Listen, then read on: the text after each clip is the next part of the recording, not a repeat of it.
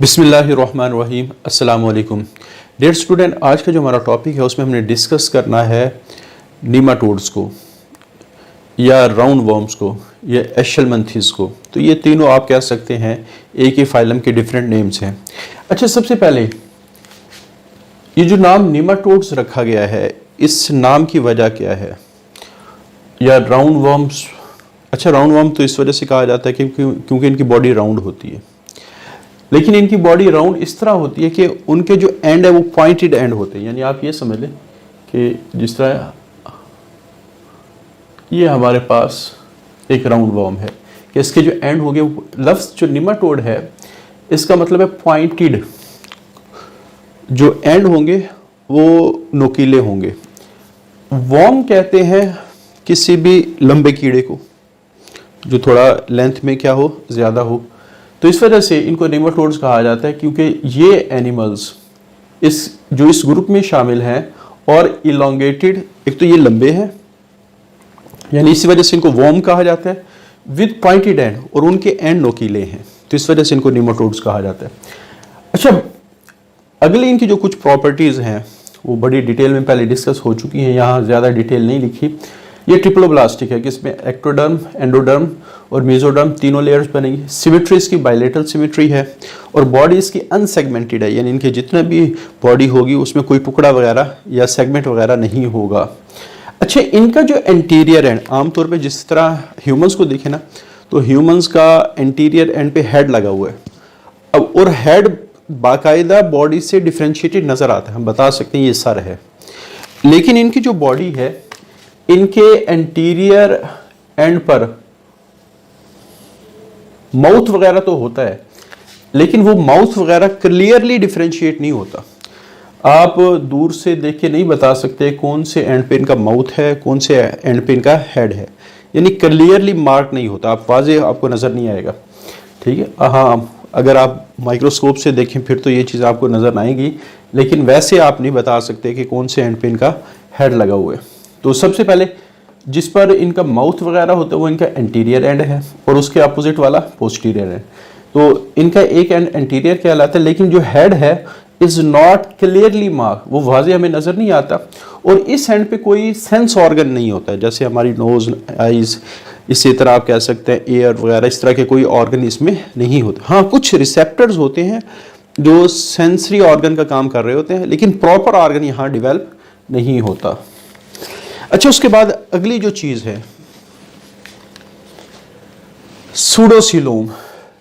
तो सूडोसीलोम बेसिकली एक body cavity है। पिछला जो फाइलम हमने पढ़ा था उसमें एक्टोडर्म और एंडोडर्म के दरमियान में कोई बॉडी कैविटी नहीं है, उनकी ऊपर और नीचे वाली जो सरफेस है वो आपस में मिली हुई होती है। लेकिन इनमें क्या होता है कि जो एक्टोडर्म है, जैसे ये एक्टोडर्म है और इनके अंदर एंडोडर्म है, तो उसके दरमियान में बॉडी कैविटी होती है जिसमें मुख्तलिफ किस्म की चीज़ें भी हो सकती हैं, मुख्तलिफ किस्म के स्ट्रक्चर भी डिवेल्प होते हैं। बहरहाल इनमें बॉडी कैविटी होती है, एक बात तो तय है, लेकिन जो बॉडी कैविटी है वो इनमें नकली वाली बॉडी कैविटी है, सूडोसीलोम है। असली वाली क्या होती है, नकली वाली क्या होती है, इसको हमने बड़ी डिटेल में अपने प्रीवियस लेक्चर्स में डिस्कस किया था। जो सूडोसीलोमेट और सिलोमेट वाला टॉपिक था उसमें बड़ी डिटेल में डिस्कस हुआ था, तो इस वजह से आप लोगों ने वो लेक्चर पहले सुनना है, फिर आपको ये बात बड़ी आसानी से समझ में आ रही है। हमारे पास जो असली वाली कैविटी है वो मेसोडर्म के अंदर डेवलप होती है। मेसोडर्म के अंदर एक खाली जगह बनती है जिसको सिलोम या असली बॉडी कैविटी कहा जाता है। इनकी ये जो बॉडी कैविटी है वो मेसोडर्म से डेवलप नहीं होती, इस वजह से ये नकली वाली बॉडी कैविटी है बॉडी कैविटी, लेकिन ये मेसोडर्म से डेवलप नहीं हो रही। डेवलप किससे होगी?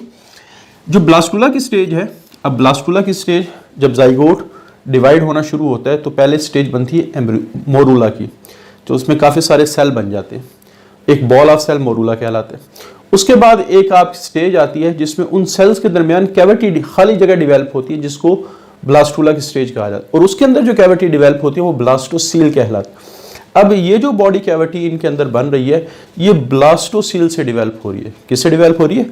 ब्लास्टोसील से डिवेल्प हो रही है। तो इस वजह से असली वाली मेसोडर्म से डेवलप होती है और ये वाली कैविटी ब्लास्टोसील से डेवलप होती है। तो body cavity is pseudocoelom which is develop from hollow space, जो एक खाली जगह जिसका नाम ब्लास्टोसील है। और ब्लास्टोसील ये कौन सी स्टेज पे बन रही होती है? Situated at the blastula stage. और ब्लास्टुला है क्या? Early stage of embryological development.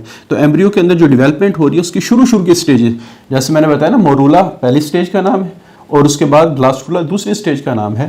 तो बहरहाल ये चीज़ें पहले भी बड़ी डिटेल में डिस्कस हो चुकी हैं। अब चूंकि ये बॉडी कैविटी है, इसके अंदर कुछ सेल ऐसे हैं जो इनका स्केलेटन डेवलप करेंगे।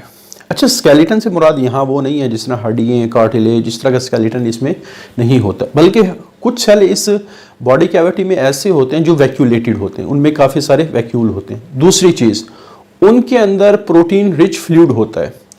फ्लूइड में पानी की अमाउंट क्या होती है? ज़्यादा होती है। इस वजह से चूंकि वो सेल फ्लूइड फील्ड हैं, वो थोड़े हार्ड किस्म के सेल्स हैं और वही सेल इनका स्केलेटन बनाते हैं, इनकी बॉडी को प्रॉपरली शेप देते हैं। अच्छा, चूंकि फ्लूइड की वजह से यहाँ सेल के अंदर रिजिडिटी डेवलप हुई है और उसकी वजह से बॉडी रिजिड हो गई है, उसकी वजह से क्या हो गई है? बॉडी रिजिड हो गई। इस वजह से हम कह सकते हैं इनके अंदर हाइड्रोस्केलेटन है, क्योंकि फ्लूइड से मुराद ज़्यादातर पानी ही हम लेते हैं, ज़्यादा उसके अंदर पानी ही शामिल होता है। तो पानी क्या करता है? उन सेल को सख्त कर देते हैं। वही सख्त जो सेल हैं बॉडी की शेप को क्या करते हैं? मेंटेन करते हैं। तो जिसकी वजह से उनकी बॉडी की एक प्रॉपर शेप, क्योंकि स्केलेटन का मेजर फंक्शन है शेप को मेंटेन करना, स्केलेटन का मेजर फंक्शन है शेप को मेंटेन करना। अच्छा, तो इस बॉडी कैविटी में consist of number of vacuolated cells, ऐसे सेल जिसमें वैक्यूल हो, filled with protein rich fluid. तो एक वो फ्लूइड से भरे होंगे और उस फ्लूइड के अंदर काफ़ी मिकदार प्रोटीन की भी होगी, लेकिन काफ़ी सारी मिकदार पानी की भी होगी। और इसी वजह से ये cell which develop high hydrostatic pressure, ये बॉडी के अंदर एक ज़्यादा प्रेशर डेवलप करेंगे हाइड्रोस्टैटिक, और ये प्रेशर पानी की वजह से, फ्लूइड की वजह से, और यही प्रेशर फिर इनकी बॉडी को आप कह सकते हैं प्रॉपर शेप देगा, प्रॉपर रिजिडिटी देगा, जो स्केलेटन का मेजर फंक्शन होता है कि बॉडी को प्रॉपर शेप देना, सपोर्ट करना। अच्छा, यही वजह है अगर इनको थोड़ा सा भी साल्ट के सोल्यूशन में रख दिया जाए ना, साल्ट के हल्का सा नमक का सोल्यूशन इसमें इनकी बॉडी को रख दिए, तो इनकी बॉडी बिल्कुल ना पिचक जाती है, इकट्ठी हो जाती। उसकी वजह क्या है? क्योंकि इनका जो स्केलेटन है वो पानी से मिलकर बना है, और जब हम साल्ट के सोल्यूशन में रखेंगे तो साल्ट पानी को खींच लेता है, तो इनकी बॉडी बिल्कुल इनकी शेपलेस हो जाती है, बिल्कुल आप कह सकते हैं इकट्ठी हो जाती है। और ये आमतौर पे बरसात के मौसम में नीमाटोड्स इतने सारे हमारे वॉशरूम वगैरह में निकल रहे होते हैं, तो उसका बड़ा सिंपल सा सोल्यूशन है, उनके ऊपर थोड़ा सा आप नमक छिड़क दें, तो जो ही आप नमक छिड़केंगे सारी उनकी बॉडी इकट्ठी हो जाएगी, ये मर जाएंगे। तो ये बड़ा सिंपल सा तरीका है इन नीमाटोड्स को कंट्रोल करने का। अच्छा, साइज की बात करें, बहुत छोटे भी हैं, माइक्रोस्कोपिक भी हैं, और बाज इतने बड़े भी हैं कि वो 1 मीटर तक उनकी लेंथ हो सकती है।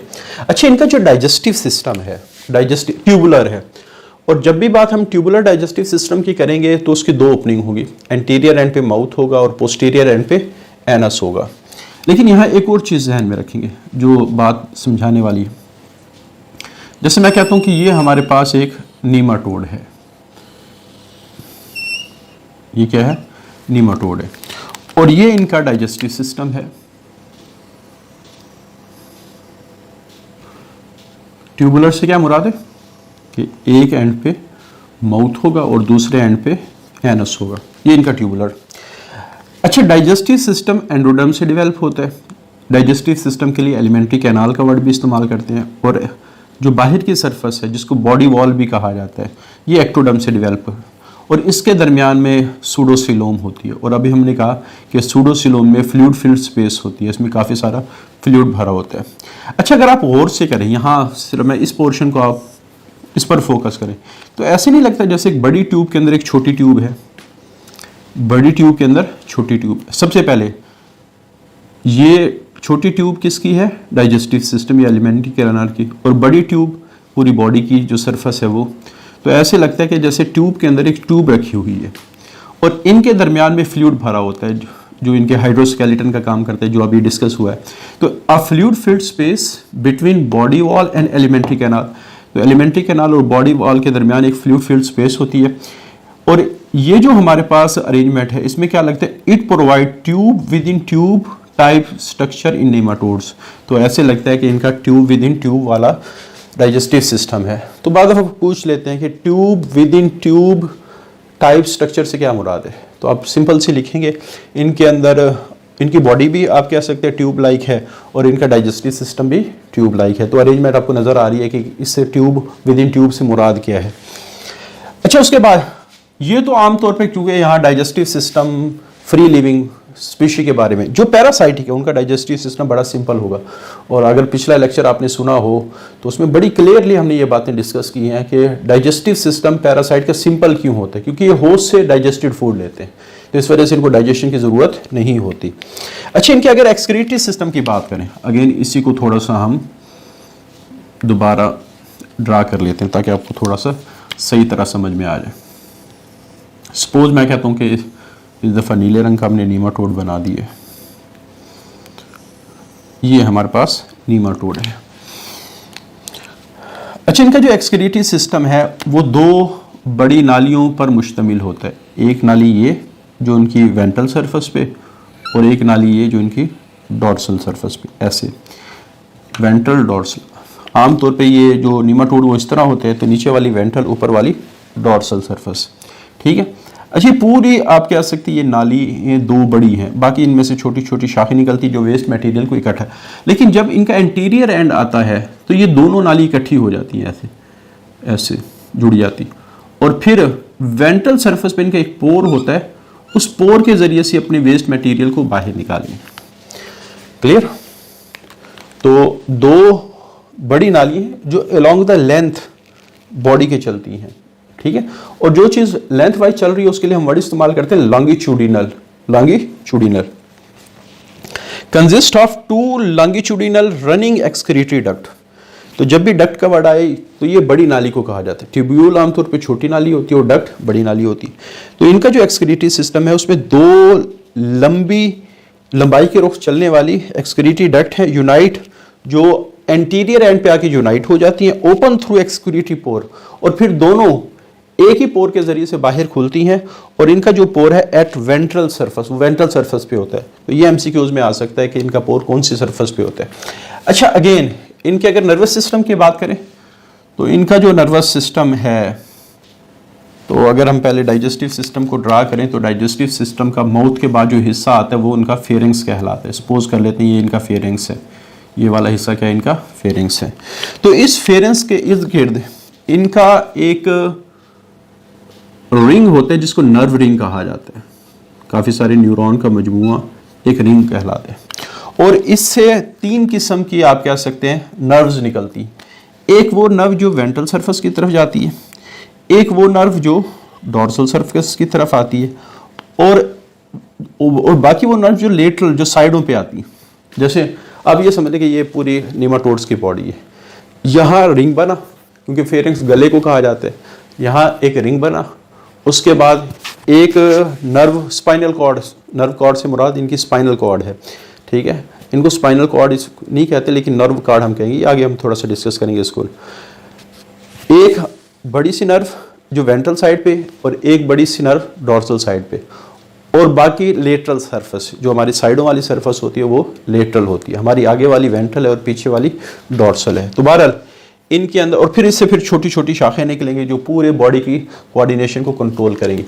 तो there is a nerve ring, तो यहाँ एक नर्व रिंग है और ये कहाँ मौजूद है, अराउंड फेरिंग्स, जो उनके थ्रोट के इर्द गिर्द है, गले के इर्द गिर्द है, which give rise to dorsal, ventral and neutral nerve cord.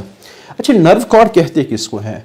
काफ़ी सारी नर्व के मजमूए को नर्व कॉर्ड कहा जाता है। चलो मैं अभी बता देता हूँ हमारी बॉडी में नर्व कॉर्ड स्पाइनल कॉर्ड क्यों कहलाते हैं। असल में हमारी बॉडी के अंदर भी नर्व कॉर्ड ही है जिसको हमने स्पाइनल कॉर्ड कहा है।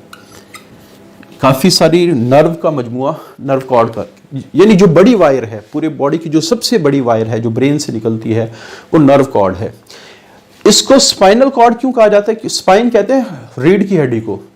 तो चूंकि ये नर्व कॉर्ड स्पाइनल या स्पाइन्स के अंदर है या वर्टिब्री के अंदर है, इस वजह से इसको स्पाइनल कॉर्ड कहा जाता है, ठीक है।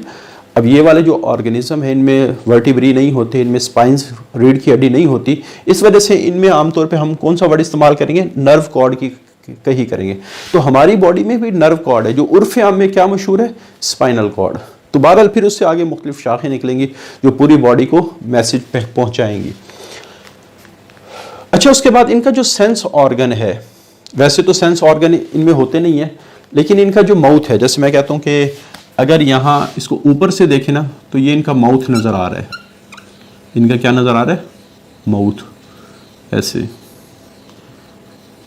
ये माउथ की ओपनिंग है और ये इनका माउथ। तो इस माउथ के ऊपर छोटे छोटे लाइनें सी होती हैं ऐसे करके, जो इनकी पेपिली कहलाती। पेपिली कुछ उभार को कहा जाता है। पेपिली जैसे हमारी ये जो उंगली पे फिंगरप्रिंट्स हैं, ये भी पेपिली हैं, उभार हैं। तो छोटे छोटे उभार हैं जो इनकी सेंस का काम करते हैं। आमतौर पे ये केमिकल वगैरह को सेंस करते हैं। तो बहरहाल जो sense organ in the form of sensory papillae हैं present on the lips of anterior end. तो बहरहाल एंटीरियर एंड पे माउथ होता है, उसका जो सराउंडिंग है, जैसे हमारा माउथ की जो सराउंडिंग है वो लिप्स है, तो ऑटोमेटिकली आप यहाँ भी ये समझे कि जो माउथ की ओपनिंग है उसके इर्द गिर्द का पोर्शन लिप्स कहलाता है, और जो लिप्स के ऊपर जो छोटे छोटे उभार है वो इनके सेंस ऑर्गन का काम करते हैं, चीज़ों को क्या कर रहे होते हैं? सेंस कर रहे होते हैं। अच्छा, इनका जो गैशियस एक्सचेंज है, रेस्पिरेटरी सिस्टम तो होता नहीं, तो इनकी सरफेस से ऑक्सीजन डिफ्यूज़ करके बॉडी में आएगी और बॉडी से CO2 बाहर चली जाएगी। तो इस वजह से हम कह सकते हैं इनकी जो जनरल बॉडी है, बॉडी जो सरफेस है, वही गैशियस एक्सचेंज का काम है। हमारी बॉडी में तो ये होता है ना, हवा जाती है फेफड़ों के अंदर, फेफड़ों से ब्लड में, ब्लड से CO2 फिर फेफड़ों में आती है, फेफड़ों से बाहर। यहाँ ऐसा नहीं है। इनकी बॉडी की जो सरफेस है वहीं से ऑक्सीजन अंदर जा रही है और वहीं से CO2 बाहर आ रही है। इनमें रेस्पिरेटरी सिस्टम या सर्कुलेटरी सिस्टम वगैरह नहीं होते। तो no respiratory system, gaseous exchange through general body surface. अच्छा, लोकोमोशन थोड़ा सा आप लोग इसमें समझेंगे, तो यहाँ मैं इस पोर्शन को अरेज कर देता हूँ। सबसे पहले मसल्स की दो टाइप्स होती हैं। आमतौर पे जो हमारा ट्यूब वाला सिस्टम होता है ना, जिसमें ट्यूब्स होती हैं, लंबा सिस्टम होता है, अगर उसमें मसल्स हों, जैसे मैं कहता हूँ कि ये हमारे पास एक ऑर्गेनिज्म है, इसको मैं पहले सीधा ड्रा कर देता हूँ। अगर मसल हो अलोंग द डायमीटर, उनको कहा जाता है सर्कुलर मसल। तो पहली बात, इनमें सर्कुलर मसल तो होते नहीं, सर्कुलर मसल होते नहीं है। इनमें सिर्फ ऐसे मसल होंगे जो अलोंग द लेंथ अरेंज होंगे, ये इस तरह, इसको मैं अलोंग द लेंथ अरेंज होंगे इस तरह, ये मसल, ऊपर वाले डॉर्सल मसल, नीचे वाले वेंट्रल मसल। क्लियर? अच्छा, इस मसल की अरेंजमेंट थोड़ी सी अगर समझेंगे, यहाँ से अगर मैं इसको कट करके सामने से ड्रा करूँ तो सामने वाला पोर्शन आप ये समझ लें कि ये आ गया, ठीक हो गया। इनकी बॉडी का ये सामने वाला पोर्शन आ गया, मैंने यहाँ से कट किया। उसके बाद ये इनका डाइजेस्टिव सिस्टम है, ठीक है। ये इनकी ऊपर वाली साइड डॉर्सल है, नीचे वाली वेंट्रल सरफेस होती है, और ये साइडों वाली लेटरल सरफेस होती है। इनके जो मसल हैं सारे अलोंग द लेंथ अरेंज होंगे, अलोंग द लेंथ अरेंज, इस वजह से लॉन्गिट्यूडिनल मसल रखते हैं, पहली बात। दूसरी बात, उनकी अरेंजमेंट कैसे होगी कि वो दो दो की शक्ल में अरेंज होंगे। हमारे पास एक मसल यहाँ है और ये मसल पूरी बॉडी में एंड तक जाता है, और दूसरा मसल थोड़ा सा लेंटरल साइड पे होगा, ठीक है। इसी तरह एक मसल वेंट्रल साइड पे और थोड़ा सा लेटरल साइड पे, तो ये डॉर्सोलेटरल बन गया, ये वेंट्रोलेटरल बन गया। ये जो आप कह सकते हैं दो मसल का ग्रुप है, ये वेंट्रोलेटरल है और ये डॉर्सोलेटरल है। तो इस तरह इनकी पूरी बॉडी के अंदर along the length wise muscle arrange है, along the length wise muscle arrange है। अब होता क्या है, सबसे पहले इसकी arrangement of muscle are arrange in 4 bands. तो 4 बैंड है, एक ये, एक ये, एक ये, एक ये। 2 डॉर्सोलेटरल हैं, 2 डॉर्सल और लेटरल हैं, और 2 वेंट्रोलेटरल हैं। सर्कुलर मसल होते नहीं। सर्कुलर मसल वो मसल थे जो पूरे सर्कल के इर्द गिर्द थे, ठीक है। इनमें सिर्फ लॉन्गिट्यूडिनल मसल अरेंज है। सामने से मैंने कहा कि इस तरह की अरेंजमेंट है। अच्छा, उसके बाद लोकोमोशन कैसे है। इनकी जो बॉडी है ना, उसमें जो मसल कॉन्ट्रैक्शन है, मसल कॉन्ट्रैक्शन और रिलैक्सेशन है, ये पूरी बॉडी में इकट्ठी नहीं होती, बल्कि पार्ट्स की शक्ल में होती है। जैसे मैं कहता हूँ कि हमारे पास इतना पोर्शन, इतना पोर्शन, इसमें डिफरेंट, इसमें डिफरेंट, इसमें, वो फेज वाइज होती है। पहले सपोज कर लेते हैं कि हमारे पास यहाँ क्या हुआ, जो नीचे वाले मसल्स हैं, वेंट्रल मसल हैं, वो कॉन्ट्रैक्ट कर गए, और ऊपर वाले मसल हमेशा, अगर वेंट्रल साइड कॉन्ट्रैक्ट कर रही है तो डॉर्सल साइड तो मैं यहाँ लिख देता हूँ वेंट्रल साइड कॉन्ट्रैक्ट कर रही है, डॉर्सल साइड रिलैक्स कर रही है। लेकिन इस जगह क्या है कि इस जगह वेंट्रल साइड रिलैक्स कर रही है और डॉर्सल साइड कॉन्ट्रैक्ट कर रही है। इस जगह अगेन वेंट्रल जो मसल है वो कॉन्ट्रैक्ट कर रहे हैं और डॉर्सल जो मसल है वो रिलैक्स कर रहे हैं। अब इसका इफेक्ट क्या होगा, ठीक है, ये वाली अगर आप देखें नीचे से मसल कॉन्ट्रैक्ट कर रहे हैं, ऊपर से रिलैक्स कर रहे हैं, तो ये जो यहाँ वाली बॉडी है वो इस तरह हो जाएगी, यहाँ वाली बॉडी इस तरह हो जाएगी कि ये कॉन्ट्रैक्ट करके और ये रिलैक्स बड़ा हो जाता है, कॉन्ट्रैक्ट में छोटा। लेकिन यहाँ क्या हुआ कि डॉर्सल ऊपर वाले मसल कॉन्ट्रैक्ट कर गए और नीचे वाले मसल, तो इस वजह से ऊपर वाले छोटे हो गए, नीचे वाले फैल गए। यहाँ क्या हुआ अगेन ऐसे। तो अगर देखें तो ये एक वेव लाइक लोकोमोशन बन गई। ये क्या बन गई, वेव लाइक लोकोमोशन बन गई। तो बहरहाल इस वेव लाइक लोकोमोशन के लिए हम वर्ड इस्तेमाल करते हैं अनडुलेटिंग, बल खाती हुई वेव। तो वेव में बल होते हैं, कहीं से चीज़ उभरी हुई होती है, कहीं उसके डाउन साइड होती है, कहीं उसकी अपर साइड होती है। और ये किस वजह से undulating wave of contraction and relaxation of muscles. तो कहीं मसल कॉन्ट्रैक्ट कर रहे हैं, कहीं मसल क्या कर रहे हैं, रिलैक्स कर रहे हैं। तो वेव्स जब बनेगी तो वेव तो हमेशा मूव कर रही होती है।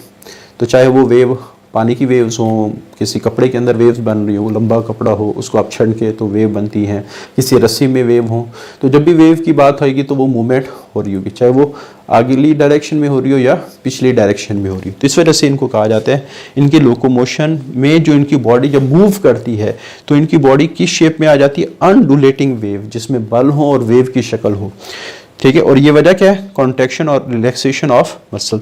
और इनकी बॉडी जब बेंडिंग होती है वो डॉर्सो वेंट्रल होती है। डॉर्सो वेंट्रल से मुराद क्या है, देखो डॉर्सल ऊपर वाली साइड है और वेंट्रल नीचे वाली साइड है। तो यहाँ जो बेंडिंग हुई है वो डॉर्सो वेंट्रल हुई है कि डॉर्सल और वेंट्रल साइड आपस में बेंड करेगी। यहाँ भी डॉर्सो वेंट्रल हुई है, यहाँ भी क्या हुई है, यानी डॉर्सल और वेंट्रल। देखो अगर चीज़ इस तरह बेंड कर रही हो ना तो ये ऊपर और नीचे से बेंड की है, लेकिन अगर चीज़ इस तरह बेंड कर रही हो, यहाँ से उंगली को तो नहीं, मैं अगर इस तरह बेंड करे ये यहाँ से इस तरह, तो ये फिर लेटरल बेंडिंग होगी। तो ये यहाँ चूंकि इस तरह की बेंडिंग हुई है तो इस वजह से ये कौन सी बेंडिंग है, डॉर्सो वेंट्रल। एंड पे हमारे पास इनके जो सेक्सेस हैं वो सेपरेट होते हैं, यानी मेल नीमाटोड अलहदा होते हैं, फीमेल अलहदा होते हैं। और दोनों के पास गुनेड्स होते हैं। जो फीमेल है उसके गुनेड्स को ओवरी कहा जाता है, जो एग प्रोड्यूस करेगा। जो मेल है उसके गुनेड को टेस्टिस कहा जाता है, जो स्पर्म प्रोड्यूस करेंगे। एग और स्पर्म के मिलने से जाइगोट बनेगा, जाइगोट से आगे फिर एम्ब्रियो बनेगा, फिर उससे लार्वा बनेगा और लार्वा से पूरा ऑर्गेनिज्म बने। तो इनमें एक लार्वल स्टेज भी मौजूद होती है।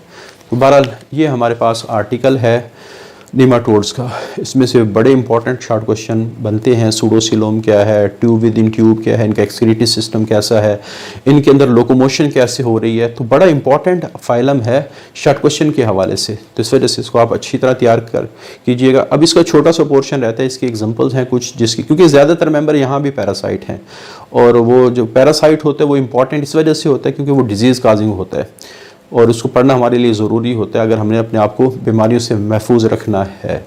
तो बहरहाल ये हमारा आज का लेक्चर था। आज के लिए इतना ही। अल्लाह हाफिज़।